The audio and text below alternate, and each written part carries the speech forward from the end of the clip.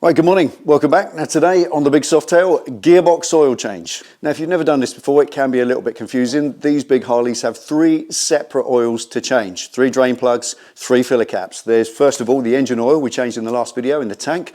The other side of the bike, there's the primary chain case with the Derby cover in the middle that has its own drain plug. We filled that, we'll do that one next. But this today is the gearbox. This is a separate standalone gearbox in these bikes. The oil in it is unrelated to the engine oil. They don't mix, and this oil is thicker. It's a proper transmission oil, and it's the easiest one of the 3 to change. And it truly is. There's no filter to change. There's just a drain plug up underneath between the 2 shocks and a filler plug. It's easy as that. So we do the usual procedure. Crack the filler plug, drop the drain plug, give it a good half an hour or more to drain out at the very least, because it's thick, it's transmission oil, it wants a bit of time to get gone. And then put the bung back in and fill it up. It really is as easy as that. Let's go. Okay, drain plug. 5/8 socket, 6-inch extension, and a 3/8 Allen key to crack the filler plug. As with all oil draining, it's common sense to let the air in if you want the oil to come out. Now, just let it sit there. Now I like to check the oil level on these before I drain them out, and you check these with the bike upright and dipped, not screwed. So just drop the stick in, and when it touches, that's your dip level, don't screw it in. And this one is absolutely on the full mark, bang on. So the oil level in that gearbox right now is perfect. So with whatever I drain out, I'll put exactly that amount back in. Let's see how much of it we can actually get out. Now the drain plug on these is invisible unless you can get the bike up in the air and get your head underneath it. It sits up between the 2 shock absorbers that run 4.5. Just put your hand up between the 2 shocks, there's about an inch gap between them, and you'll feel it right there. There it is, poking down about half an inch. Just put your 5/8 socket on it, undo it, drain the oil out.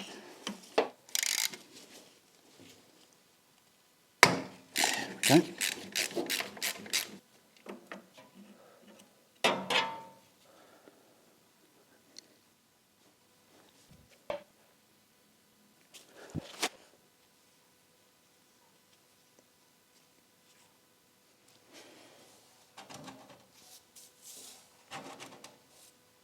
Well, now that gearbox oil is pretty thick, as it should be, and that's had 15 minutes and it's slowed down to 1 blob every second. I want to give it another hour, but what I'll do, I'll put a clean drain pan under it and see how much more we get in that hour.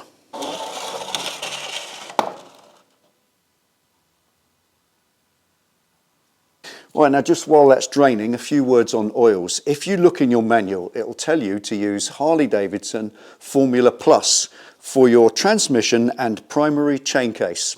Okay, I've got a bit of a problem with that, and I'll qualify what I mean by that criticism. This oil says it's okay for the chain case on the other side and the gearbox transmission. Okay, well in the chain case, you need the oil to lubricate the chain and keep the clutch cool. And if the oil in your primary chain case is too thick, then it will glue the clutch plates together. It will be impossible to select gear without a massive crunch of it going in, and it will try and drag when you're sitting at the lights, because that thick oil literally will stop the clutch plates from moving separately from each other when you pull the lever in. So it must be the right thickness in the primary chain case. And the correct thickness for a chain case is roughly the same as engine oil. That's just about fine. But this says it's also okay for the transmission, meaning the gearbox itself. And I've always believed that gearboxes need something a little thicker. Now just take a look at this old gearbox oil that came out. It's filthy, it's completely shot, but look how thick that is. It's like toffee compared to engine oil.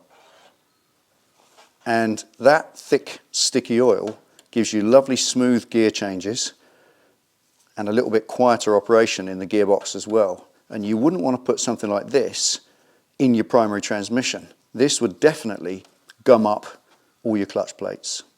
So if this stuff is thin enough for your clutch to work okay, how can it be thick enough to give you quiet gear changes in the gearbox itself?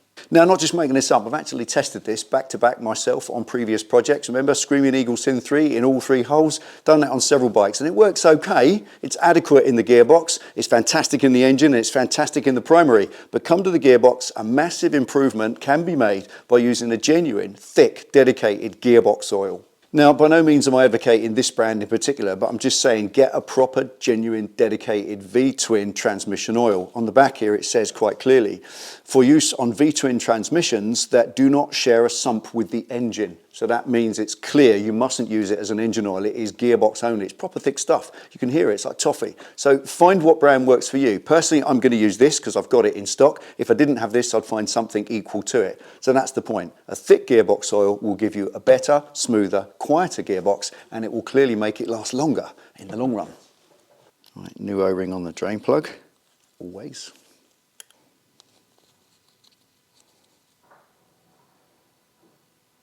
Right, with no drips out of there in the last 3 minutes. All right, that's all we're going to get.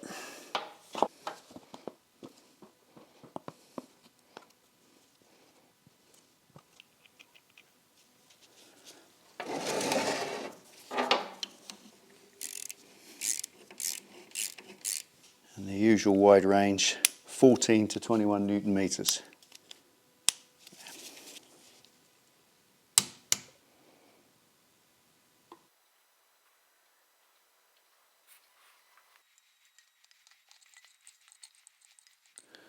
Almost a full litre.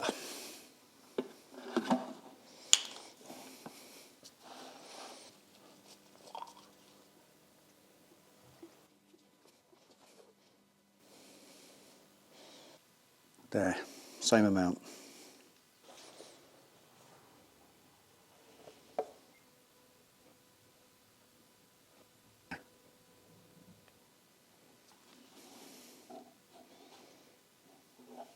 All right, quick level check. Dip not screwed. Perfect. Bang on first time.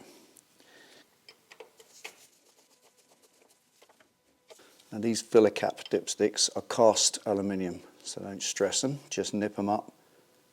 That's fine.